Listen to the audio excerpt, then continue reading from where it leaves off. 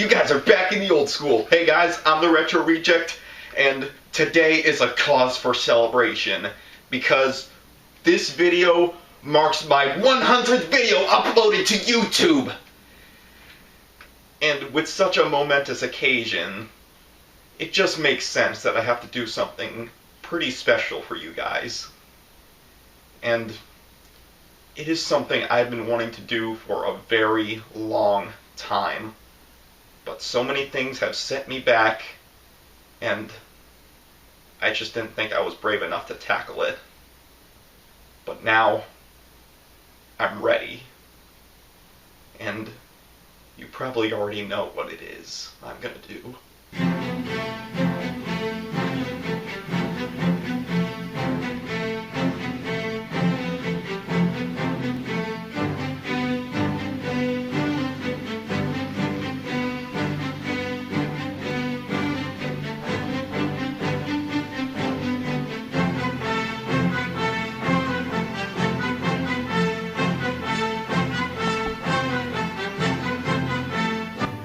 You know you're a masterpiece. And I certainly know you are. But it's about time we reveal your genius to the rest of the world.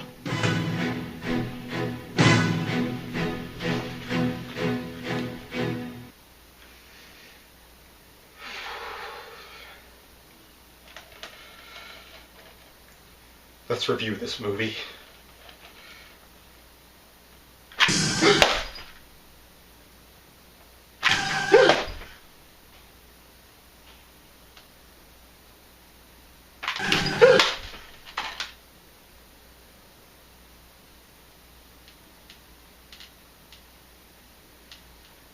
Yeah, this is gonna be a pain to edit, isn't it? Gojira. I mean, it just speaks for itself. It's regarded as one, if not the best Godzilla movie, but one of the best monster movies ever created. And it just surprises me that there are not a lot of videos on YouTube reviewing this movie. And even when there are, they just don't delve too much into the concept of this film. Rather instead say things that most casual Godzilla fans already know at this point. So I wanted to delve deeper into this film and reveal the things that I believe make this film so great. Though I can imagine most of you are probably wondering, how am I going to do this? Because I have had problems uploading videos specifically related to Godzilla films onto this channel.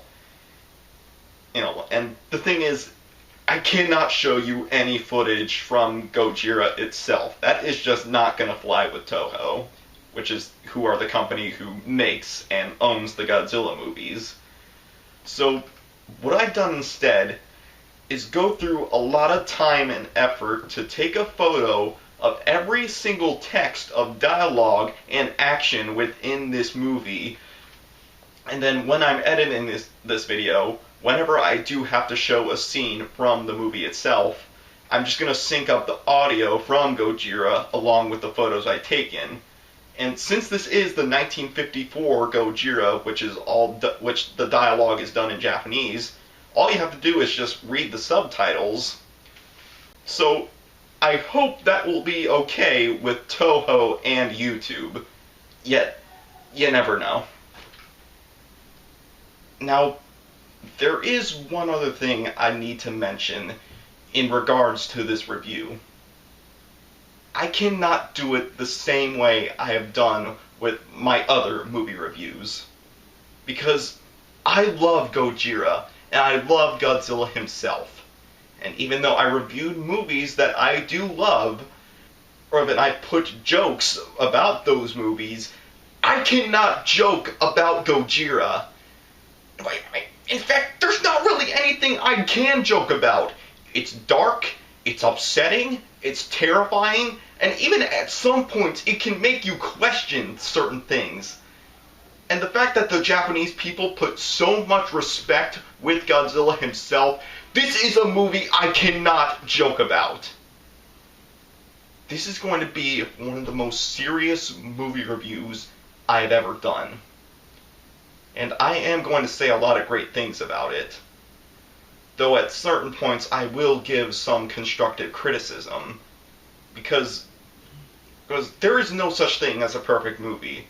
There are bound to be flaws within it. Though most of the things I do point out are going to be pretty excusable. Now, with that being said, let my 100th video begin! So our movie begins with the opening title credits, which are accompanied by Akira Takarada's musical score, or along with Godzilla's iconic roars placed throughout it.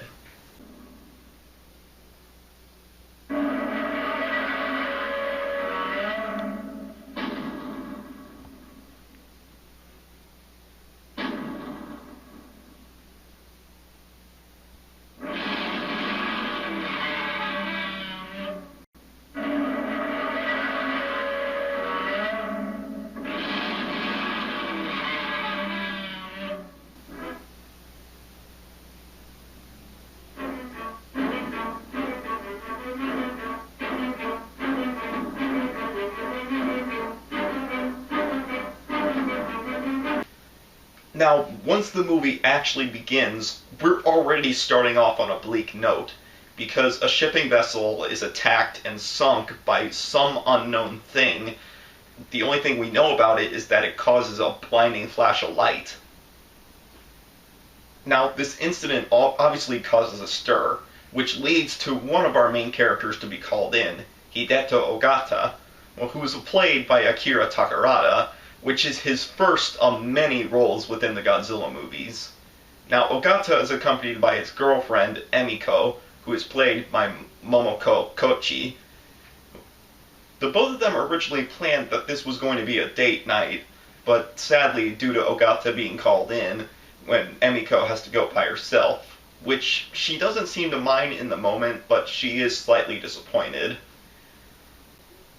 Obviously, the Japanese government is wanting to search for any survivors or remains of the ship, so they end up forming a search party and send out many other ships to look for the first vessel. But sadly, another ship meets the same fate, going up in a ball of flames and getting sunk. Okay, here's something that most people don't know, which explains why these specific scenes are within the movie, and as well as explains why Gojira was created. Now, most people would just think that the atomic bombs dropping on the city of Hiroshima and Nagasaki were the reason why Gojira was created alone. Now, albeit that is part of the reason why, but the real reason that pushed this movie to be created was something called the Lucky Dragon 5 incident. Now, first, before I say anything else, I would like to apologize because in one of my previous videos, I remember calling this particular incident the Lucky Dragon 9 incident. No, it's not the Lucky Dragon 9, it's Lucky Dragon 5. So, yeah, I would just like to apologize for that mistake. But anyway, what this incident entailed was that a Japanese fishing vessel known as the Lucky Dragon 5, and if you want to get really technical, here's the real name of the vessel.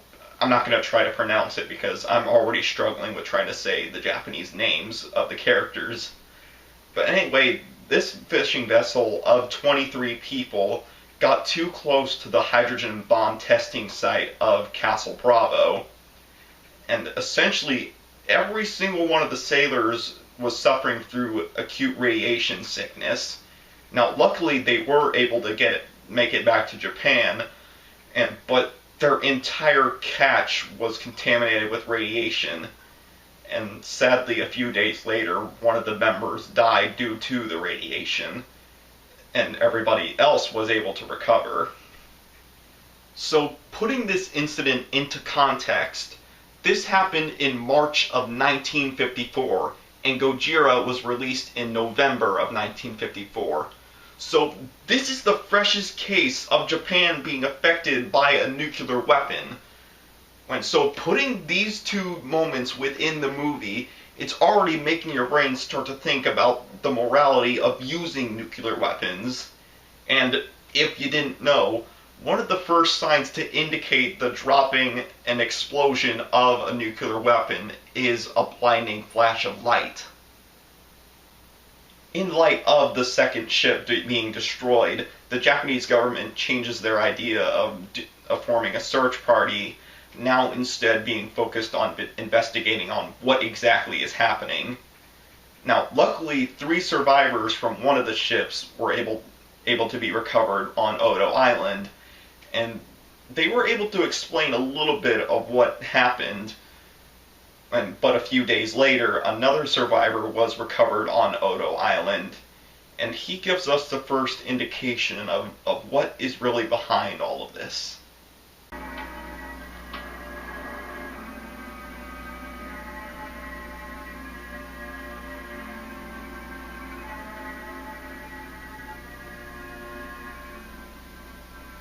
どう考えてもただの差じゃねえぞ。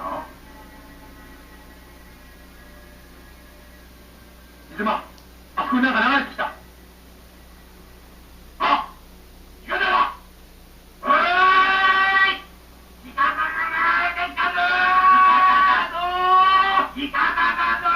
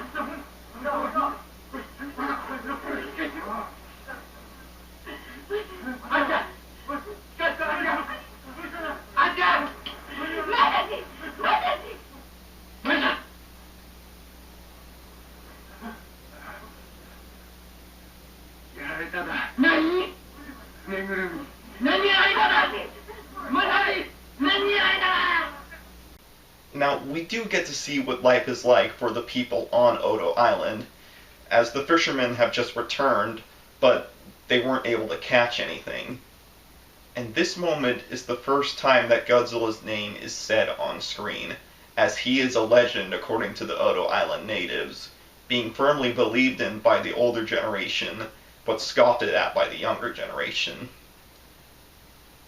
Now, although we will get a scientific explanation for Godzilla's origin later on in this movie, I just like the fact that his origins is still left so ambiguous, because with this legend, it seems to imply that Godzilla has been around for a lot longer and has been terrorizing humans way before now.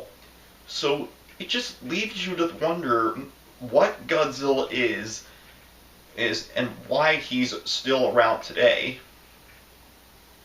But then some reporters from the mainland come to Odo Island and try to investigate from the natives of what they think is going on. And later that night, we get to hear more of Godzilla's legend, as the same old man is explaining that they're performing, in their words, an exorcism to drive bad spirits away, including Gojira.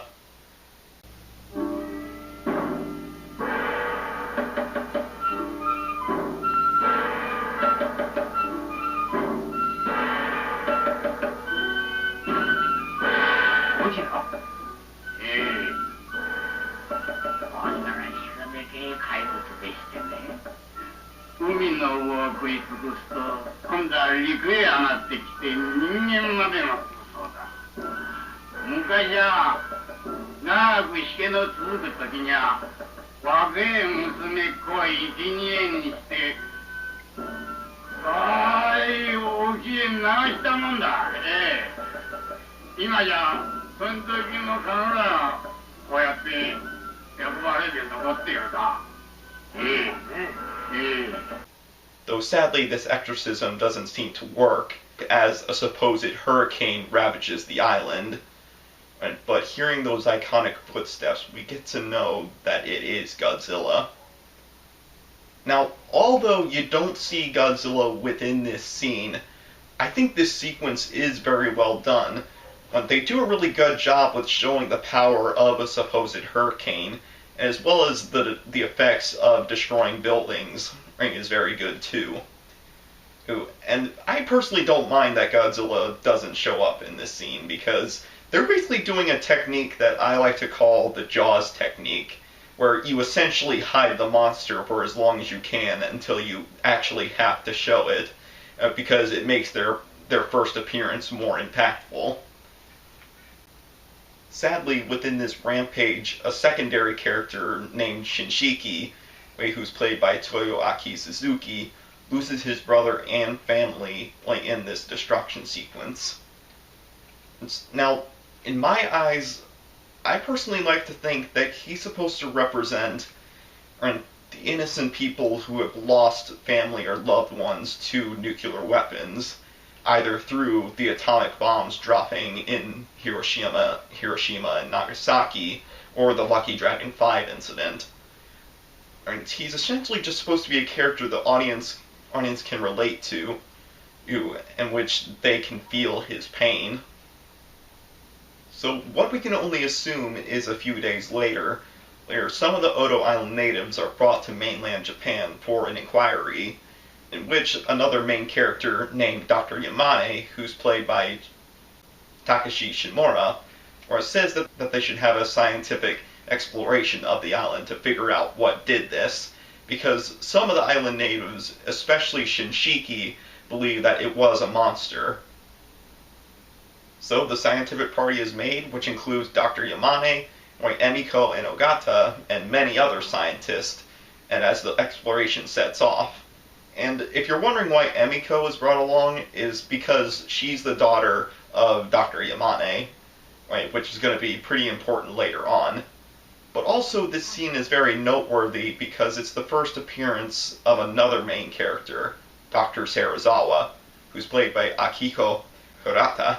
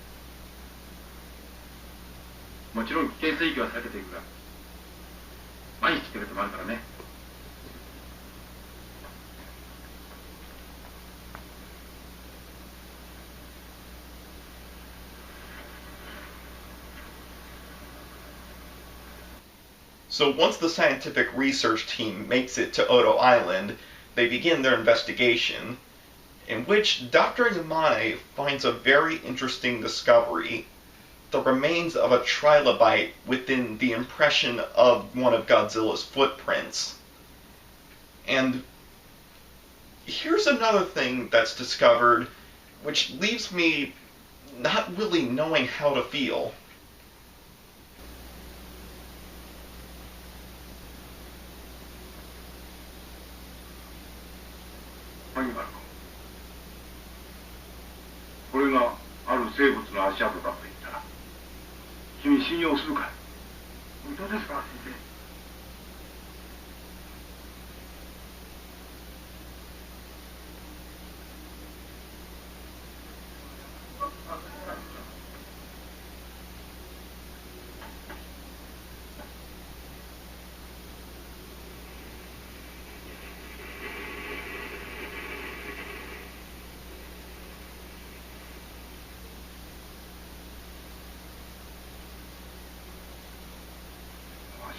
放射門が。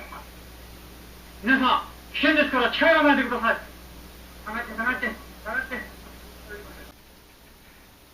Wherever Godzilla walks, he leaves behind radiation. So, even if you don't see him, getting close to wherever he used to be is putting yourself at great risk. And the reason why this bothers me is because this seems like a very noteworthy feature about Godzilla, but then it just seems to be forgotten within the later Showa Godzilla movies, which, I mean, I can agree that it makes sense to take that feature away from him, because considering how close the main characters within those movies get to Godzilla. But, like I said, it almost seems like a noteworthy feature about Godzilla, so why would you take that away? And it perfectly replicates what an atomic bomb does. An atomic bomb is not just like a giant fiery explosion. It leaves behind radiation for many years. So, taking that away from Godzilla it doesn't feel right to me. But at the same time, I can see why they took it away. It's just, like I said, I really don't know how to feel about it. I mean, it's even somewhat forgotten within some of the Heisei and Millennium Godzilla movies. Even if it is mentioned within those movies, it's not really dwelled on too much as a plot point. Neither is it even really shown within the aftermath of Godzilla's destruction scenes. But then a warning bell rings across the island as Godzilla is still there. And this is where we get our first look at the King of the Monsters.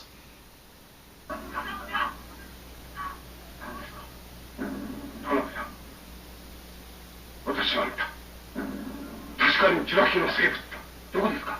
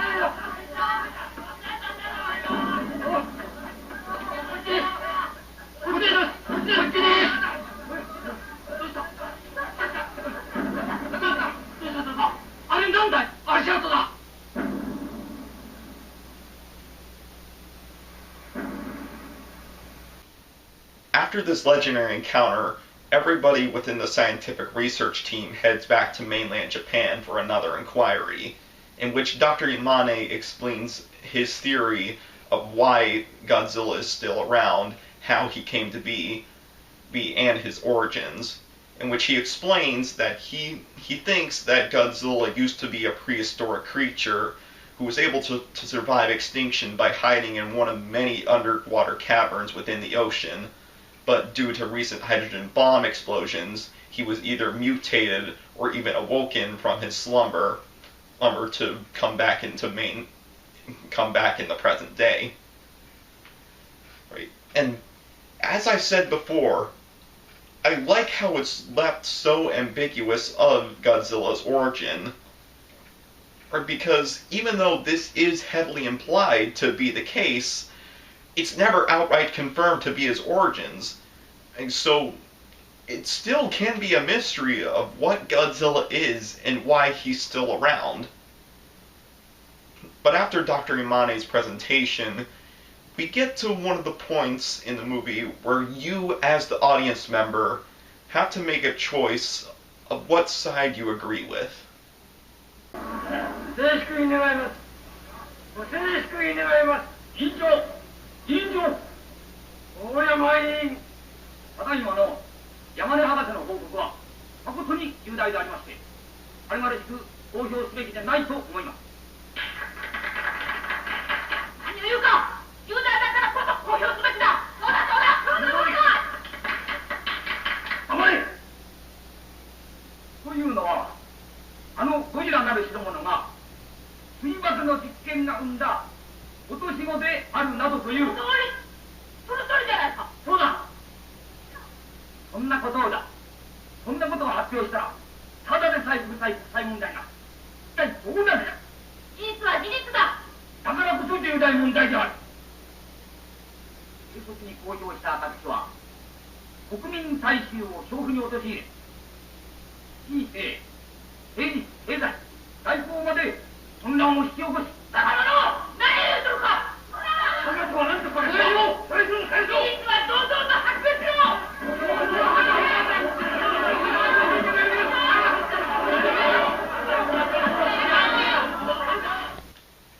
I mean, it is a very interesting decision to make. And really, I can see both sides of this argument. But for me, I lean more towards what seems to be the average citizen's point of view. I mean, as they said in the movie, the truth is the truth. This is not something you can just hide and cover up and try to deal with yourself. This is something that needs to be shared with the world. Because Godzilla is not just a looming threat for Japan, it could be a looming threat for the entire world. But I can see the other side of the argument. I mean, if you put yourself back in the 1950s, the USA and Russia were at a Cold War with each other, or basically trying to outbid each other with the creation of atomic weapons. And if Japan announced to the rest of the world that, oh, we have a giant prehistoric monster that was awakened by atomic weapons, I mean, the first thing you could see is that most scientists would probably just scoff at the idea that it had to be due to atomic weapons, and they would just come up with their own theories of why Godzilla is around today.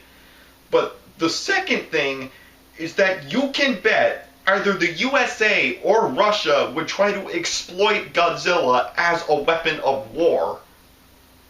So if you did make the decision to out Godzilla's existence to the rest of the world, it would essentially plunge world affairs into chaos. And I mean, it just makes sense. Most of us would try to deal with a problem ourselves, and then when we feel like we couldn't handle it, we would ask somebody for help. So really, this decision is in the mind of the viewer who watches this movie, and I really urge you guys to think about this, as well as many other things I'm going to point out in this movie to think about. So it seems that the decision has been made to at least announce the news of Godzilla's existence to the rest of the citizens of Japan, and this is just another clever thing I like about this movie, is that most of the transitions are done with showing some kind of newspaper heading. But then another thing I like about Gojira is that we actually get to see what the average citizen thinks about all this, not through some kind of inquiry or some meeting, but through just average everyday life, and we just get to see a little hint of realism within this movie just by seeing three people on a train talking about it. Also, in light of this, as the decision has been made that Godzilla has to be destroyed, so the military is sent off to drop depth charges within the ocean in hopes that they'll be able to kill Godzilla. But sadly, Dr. Yamane doesn't really seem to be too happy with this decision. Though it seems that the military's actions didn't work, because Godzilla is seen by a couple of partygoers on a ship near mainland Tokyo. So obviously many government officials are trying to figure out a way that they can kill Godzilla. They even try to talk with Dr. Yamane to see if he knows of a way. But this leads to a reporter finding out about Dr. Serizawa, learning that Emiko is actually engaged to Dr. Serizawa, which we get into kind of the complicated chemistry within this movie. Because you see, Emiko is in love with Ogata, and Ogata is in love with her. But the thing is that Dr. Yamane arranged the marriage between Emiko and Dr. Serizawa. But Emiko just only considers Serizawa as like an older brother. So once the reporter comes around and asks Emiko if she can take him to see Dr. Serizawa and ask him a few things, both Emiko and Ogata think that this is a great idea to try to see if Emiko can convince Dr. Serizawa to break off the engagement.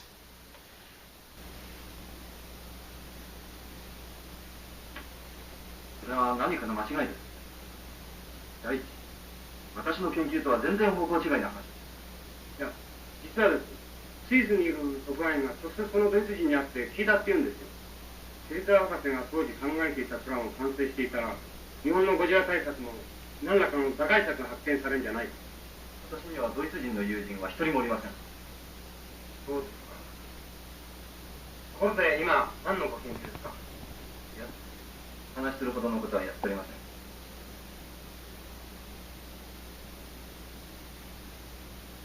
じゃあどうもお忙しいところ。いや、お役に立ちません。失礼します。さきちゃんもしかして。そうですか。じゃあお先に。どうも。Now, before Emiko can start talking with Serizawa with anything that has to do with the engagement, since there is still a lot of topics left in the air from the reporter trying to get information out of Serizawa, Serizawa wants to show Emiko what he's been working on, and basically swears her to secrecy. So we go down to Dr. Serizawa's lab, and we see his latest project. Well, we don't exactly see it at the moment. But apparently what it does is downright horrifying.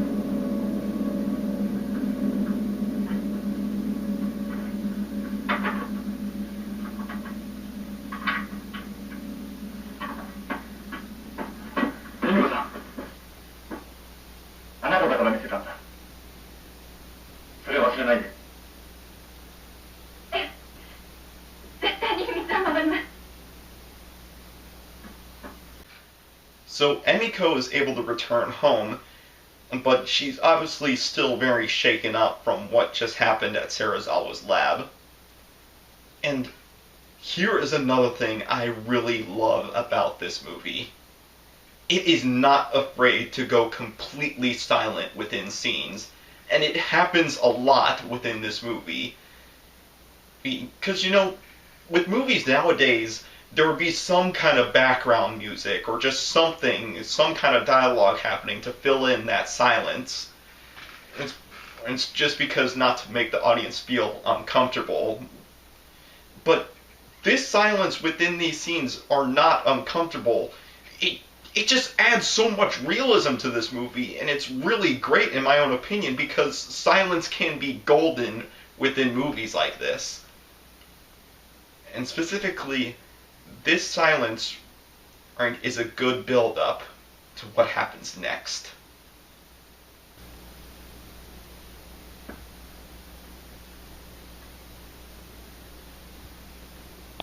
由美子は帰ったのかな。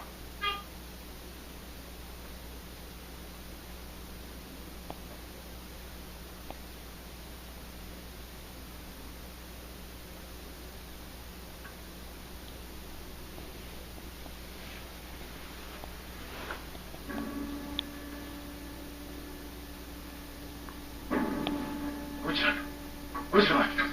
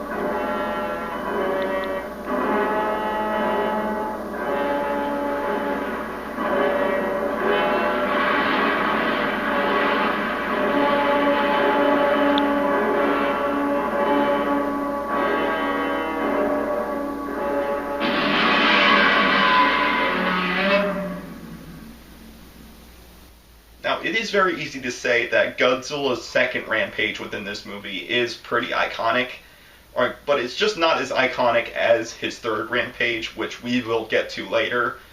But it is very iconic for the noteworthy part of Godzilla lifting up the train with his mouth. Now, I think I have gone long enough within this review to now that I finally want to talk about Godzilla himself and the actors who portrayed him. In this movie, Godzilla was played by two separate actors, Katsumi Tezuka and Haruo Nakajima. And these guys are legends in their own right for having to portray Godzilla, but they went through hell with having to be a part of this movie, right? Specifically because they had to be within the Godzilla suits. And let me put it this way for you.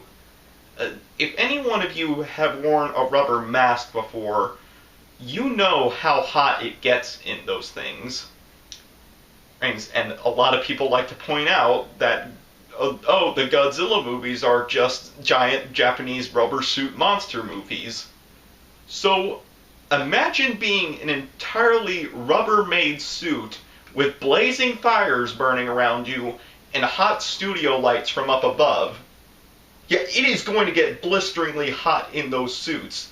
As a matter of fact, they can only spend so much time within those suits. So essentially, they had to figure out a way that they could show more Godzilla without the actors having to deal with being in those suits for so long. So the way they combat against this is essentially by slowing down the footage, because essentially the actors are just trying to get through the scenes as quickly as they can, and then later in editing they just slow it down, which makes Godzilla look more like a giant lumbering monster. And here's another thing that most people tend to forget. The Godzilla suits are extremely heavy and very sturdy. In fact, these things weigh over 220 pounds. So, yeah, it is going to be very difficult to move around in that kind of suit. Not to mention, they also had to be sturdy enough to withstand having explosives strapped to them and go off. So yeah, I give those two the utmost respect for having to portray Godzilla, and I just admire them so much for it. But sadly, both of them have passed away at this point. Like especially Haruo Nakajima, who passed away in 2017. So yeah, that is another rest in peace. But, of course, as I said, it was very hard to film having the full-on Godzilla suits. So there had to be other ways that they could show Godzilla without the actors having to be in the suits.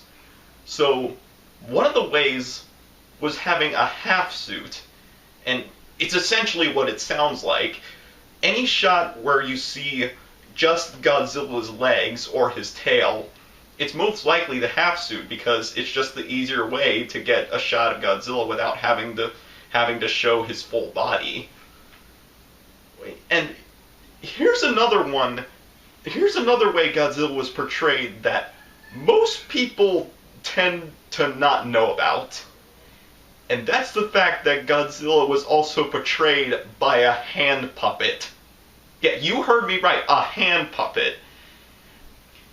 And I can understand why most people tend to forget that Godzilla was also portrayed by a hand puppet, because most people would think if you see the upper half of Godzilla, it's most likely the full body suit. But here are some few distinct ways that you can tell. So first off, the obvious way is that whenever you do see a shot of Godzilla just filmed from the upper half, it's most likely the hand puppet version. And then whenever you see the full body of Godzilla, it's obviously the full body suit. But it is not a definitive way to tell. Another way to tell is the atomic breath. With full body suit Godzilla, the atomic breath is an edited in effect, in which I think is done very well for this era. But with hand puppet Godzilla, it's you can physically see it. There's something physically going on within the scene to show the atomic breath. And the third way to tell is the designs of both full-body suit Godzilla and hand puppet Godzilla. Full-body suit Godzilla does not have the same head design as compared to hand puppet Godzilla, and that's due to because for a human to actually fit their hand within the Godzilla puppet. And it's kind of also pretty obvious due to the fact that hand puppet Godzilla has very distinct movements to him. With hand puppet Godzilla, you get a lot of neck movement with him. But with full body suit Godzilla, for him to actually look at something, he has to turn his torso all the way to physically look at something. Now, the last little portrayal of Godzilla within this movie is also done through stop-motion animation. Now, although it is not used a lot within this movie, and it's because I think the original intention was that Toho wanted to make Godzilla an entirely stop-motion animation monster, but they realized how much time and effort it would take to fully pull it off, so instead they went for the easier option, which was just having a guy in a suit. But there are still some cases within this movie where you do see stop-motion animation in use, either through just regular effects or with Godzilla himself. And I just kind of like to think of it as a little nod because they're also giving an homage to another one of the inspirations for this movie, which was the movie The Beast from 20,000 Fathoms. So in the aftermath of Godzilla's second rampage, the military basically mobilized, trying to prepare for Godzilla's return. And one of the ideas they do is by constructing giant electric power lines to dissuade Godzilla from coming back, and even evacuating some of the citizens near the coastal range. Late into the evening, Ogata is at Dr. Yamane's house because he believes that it's the right time that he tries to persuade Dr. Yamane to call off their arranged marriage between Emiko and Dr. Serizawa. But it's some really unfortunate timing because Dr. Yamane just returned from having another discussion with the government officials because they asked him if he had any idea of how they could kill Godzilla. And this leads to a little bit of an argument between Ogata and Yamane, and this is another case where you, the viewer, have to decide who's in the right here. 僕は反対です。私は気まぐれに言ってるんではないよ。あのゴジラは世界中の学者は誰一人として見ていない。日本だけに現れた貴重な研究者だ。しかし先生、だからって言ってあの凶暴な怪物をあのままほっとくわけにはいきません。ゴジラこそ我々日本人の上に今の覆いかぶさっている水爆そのものではありませんか。その水爆の放射能を受けながらなおかつ生きている生命の秘密をなぜ解こうとはしないんです。しかし次までがゴジラを抹殺しようというのは帰りたまえ。帰ってくれたまえ。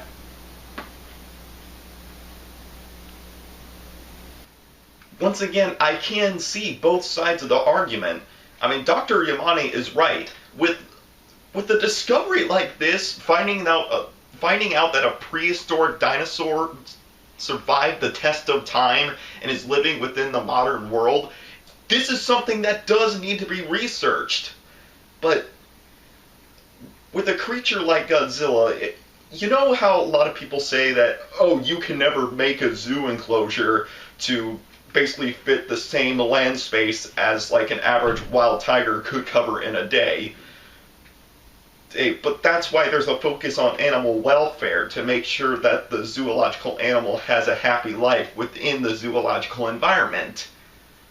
But with a creature like Godzilla, it is literally impossible to keep it contained. Right? The whole world would have to be his zoological enclosure, and if you try to contain it, he's not going to have a happy life. And on top of that, if you let him roam free, that's posing a great risk to everybody within the world. So personally, I do side with Ogata on this situation. A creature like Godzilla, as sad as it may be, has to be destroyed. But once again, this is something that you as the viewer needs to decide and really think about.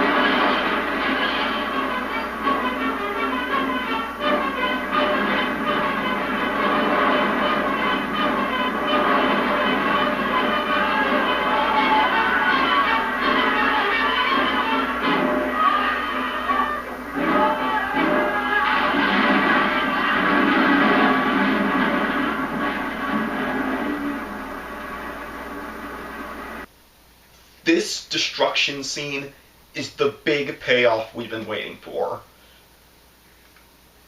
Where Godzilla is constantly shown through this entire sequence. We just get to see the brutality and the destructive nature of him.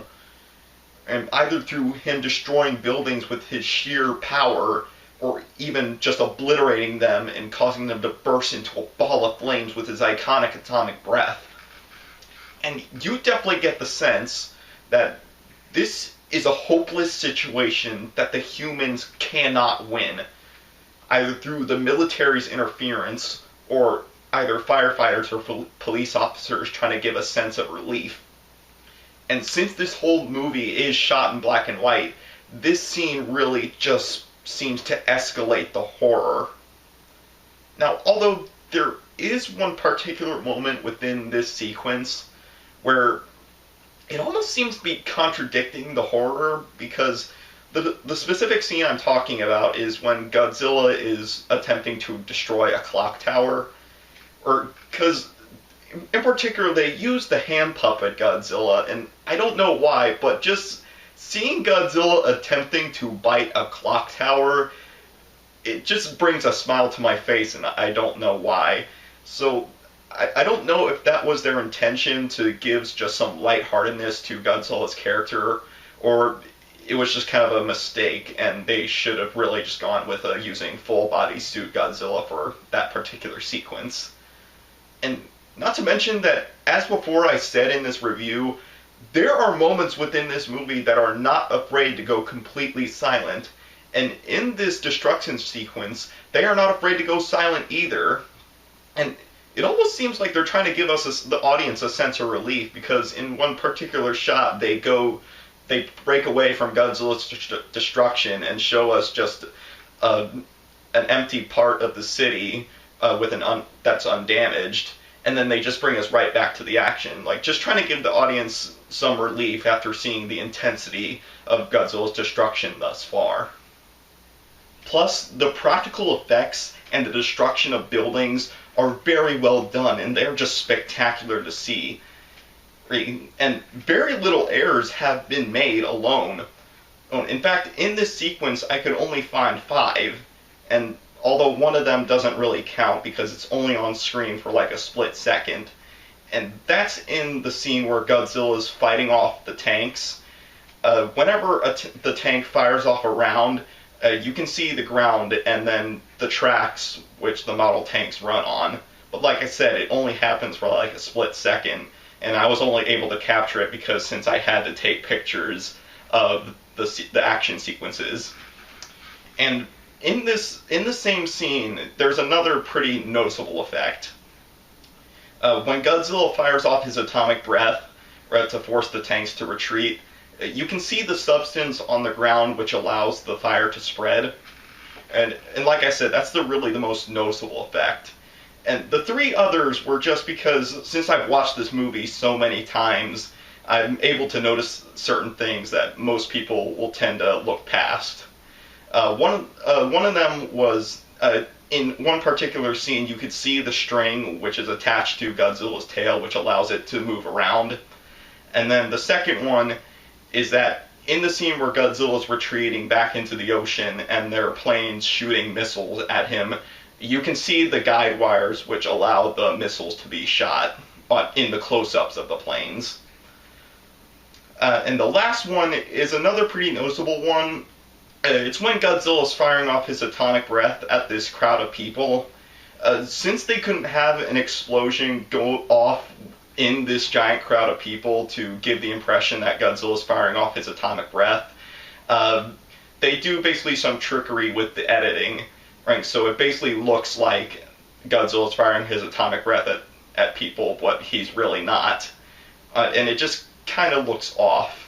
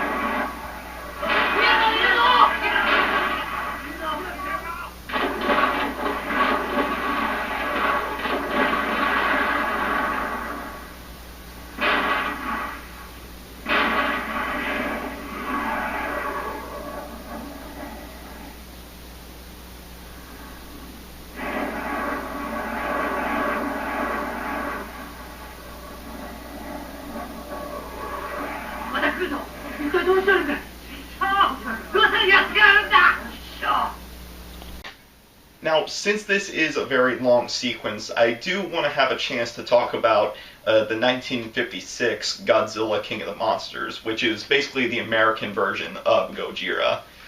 Now, personally, I think it is a pretty average Godzilla movie. It's not bad by any standards, and I do personally like Raymond Burr's portrayal of Steve Martin, the reporter, not the comedian. But essentially, he's just a glorified narrator for the movie.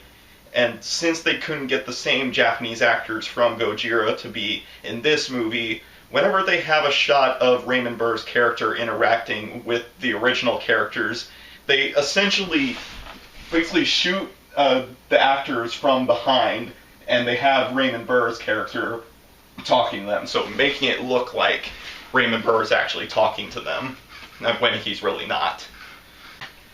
Another reason why I think they added Raymond's character into this movie was because they wanted to have one centralized main character.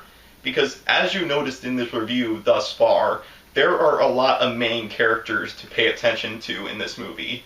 So it just made sense to have it focused around one central main character who is American. Because Japan and America were kind of at a rough relationship at this point in time. But the one thing that kind of disappoints me about Godzilla King of the Monsters is that they really cut down on a lot of the footage within this destruction sequence alone. And they do add a lot of Raymond Burr's character narrating of what's happening.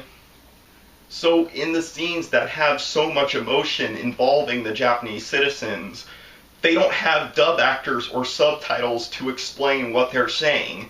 So like in the scene with the homeless mother cradling her children as the fires from Godzilla's atomic breath are coming closer to her, you don't understand what they're saying, so that emotion is left out of the movie. And the same thing with the reporters in the news radio tower. As Godzilla's coming closer to them, he's explaining and describing the horrors that he's seeing, and then says his final farewell as Godzilla is starting to topple the radio tower over. So, yeah, a lot of emotion is kind of taken out of the American version of the movie. And then, in the aftermath of Godzilla's rampage, we probably get the most devastating and soul-crushing moment within this movie. The hospital scene. I mean, people just flooding to this hospital while trying to get help for their injuries or the radiation that they've been suffering. Doctors trying to do what they can to help them, but they're ultimately powerless to do really much anything. I mean, people just jam-packed in the hallways in the main hub area of this hospital. Then there's the moment that, if you have not shed a single tear in this movie thus far, it is bound to get you here.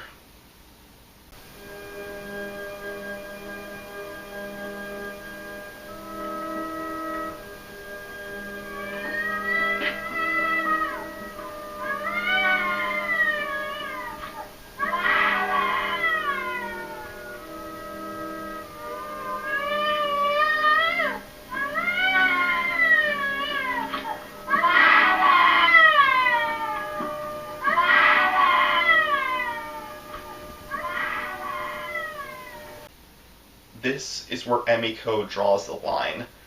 And she cannot stand to watch people suffer like this.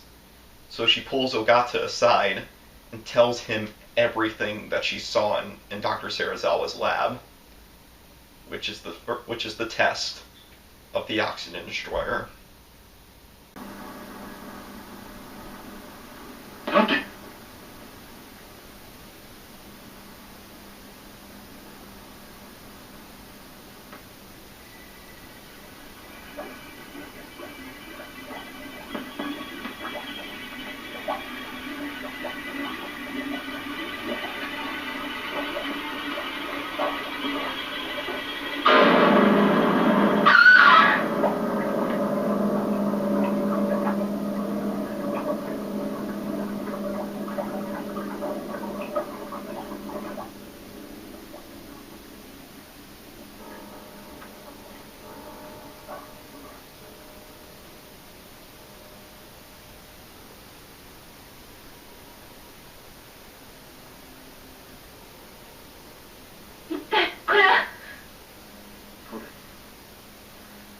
宇宙の酸素を一瞬にして破壊し尽くし、あらゆる生物を窒息した。その後で液化してしまうオキシジェンデストロイヤー。つまり液体中の酸素破壊剤です。 Now, hearing this, Ogata believes that this is the way that they can kill Godzilla. So they go over to Dr. Serizawa's lab, and of course Dr. Serizawa first tries to deny anything about the oxygen destroyer, but Emiko reveals that she did break her promise to him, and Ogata tries to continue to persuade Serizawa to use the oxygen destroyer, but he continues to refuse, even going so far to go down into his lab and lock himself in and try to destroy any of his work. But then a fight breaks out between both Ogata and Serizawa, and this leads to Ogata getting injured. And then, as always within this movie, there's another message that you, the viewer, really have to think about. もしも一旦このオキシジェンデストロイヤーを使ったら世界の為政者たちが黙って見ているはずがないんだ。必ずこれを武器として使用するに決まっている。原爆対原爆、T爆対T爆、その上さらにこの新しい恐怖の武器を人類の上に加えることは科学者、いや一個の人間として許すわけにはいかない。そうだろう。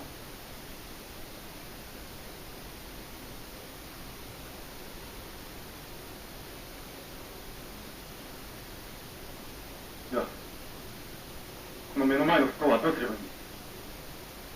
このまま放っておくよりは仕方がないんです。今この不幸を救えるのは芹沢さん、あなただけです。たとえここでゴジラを倒すために使用しても、あなたが絶対に公表しない限り破壊兵器として使用される恐れはないじゃありませんか。人間というものは弱いものです。一切の書類を焼いたとしても俺の頭の中には残っている。俺が死なない限りどんなことで再び使用する立場に追い込まれないと誰が断言できる。ああ、こんなおみたい作らなきゃ。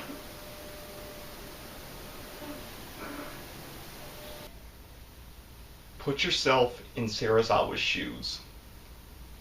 If you had a device that you knew could help humanity enormously, but at the same time you knew it could be used for some evil or nefarious purpose,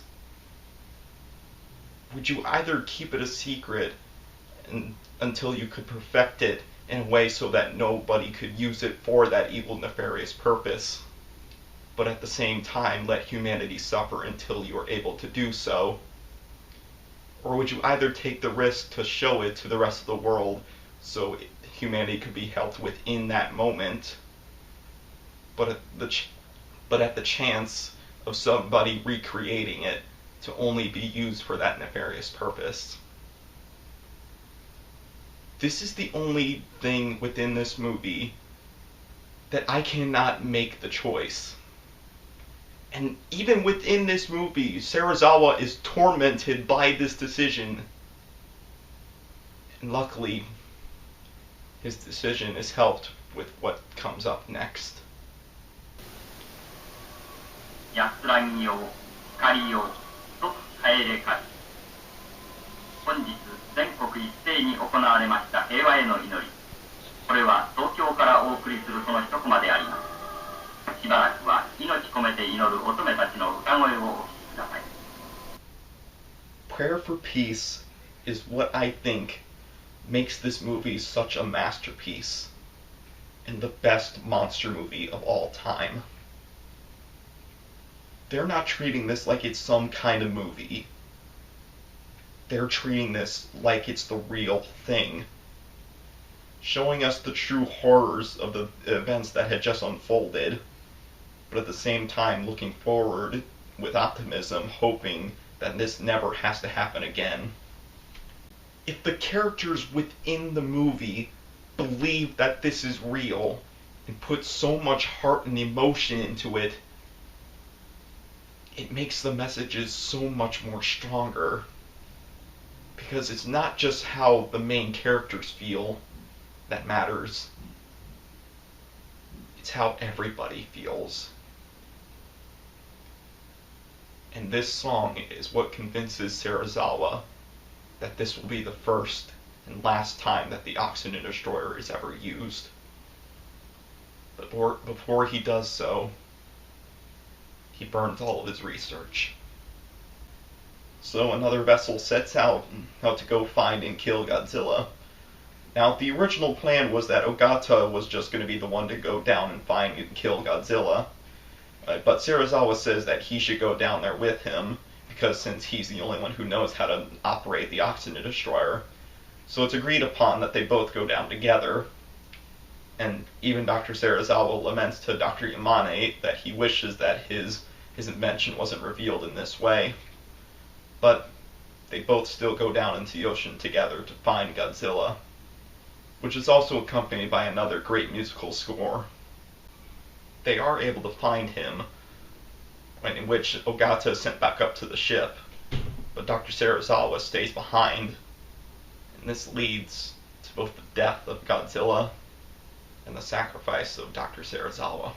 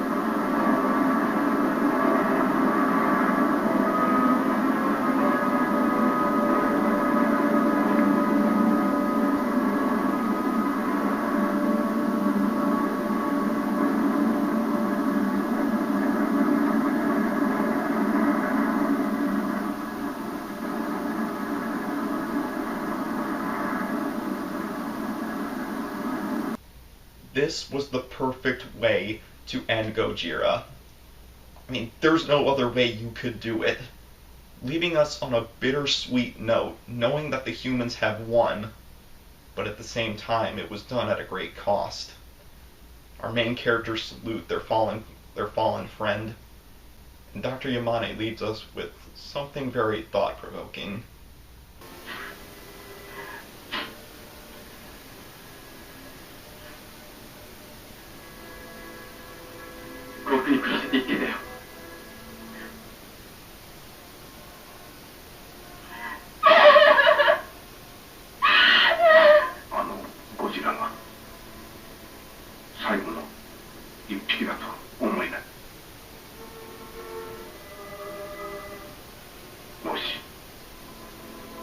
水爆実験が続けて行われるとしたら、ゴジラの盗塁がまた世界のどこかに現れてくるかもしれない。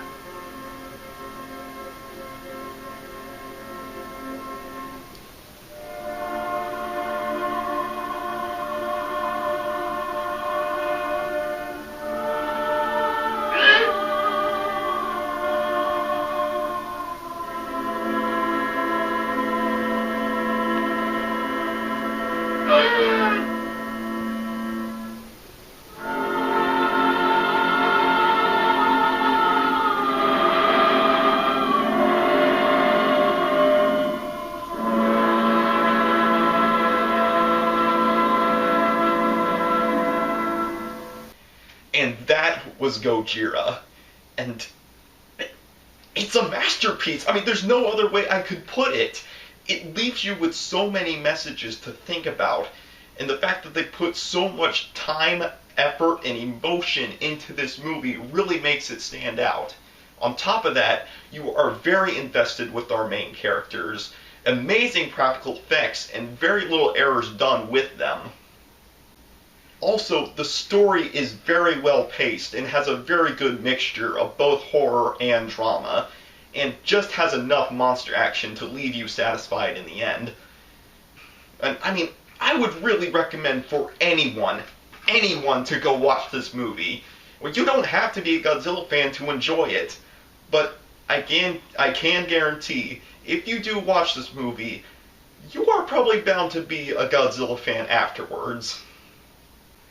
I mean, it's just really hard for me to find any criticisms about this movie.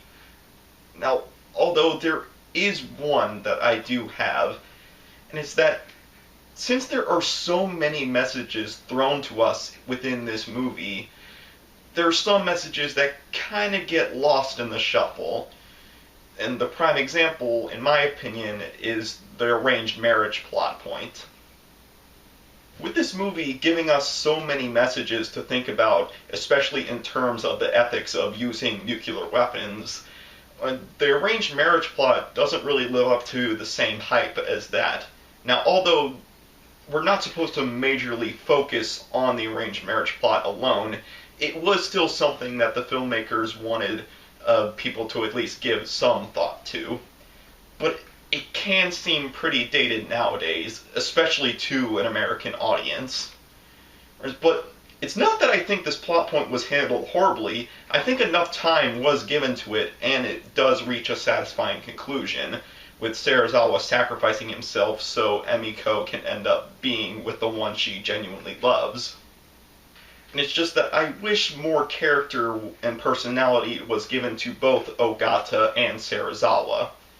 I mean, you still are very invested with them in the movie, but if you give them more personality and show them how they feel, especially in regards to Emiko, it would have made this plot point just a bit more interesting and given more investment to both Ogata and Serizawa.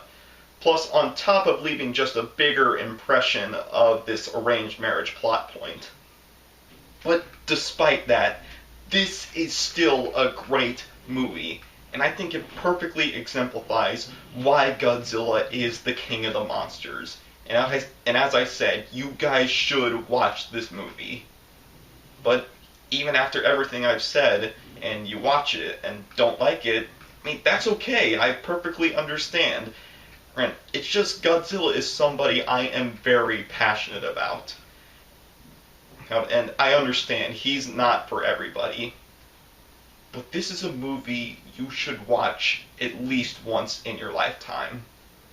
Because what it has to offer is too important to ignore.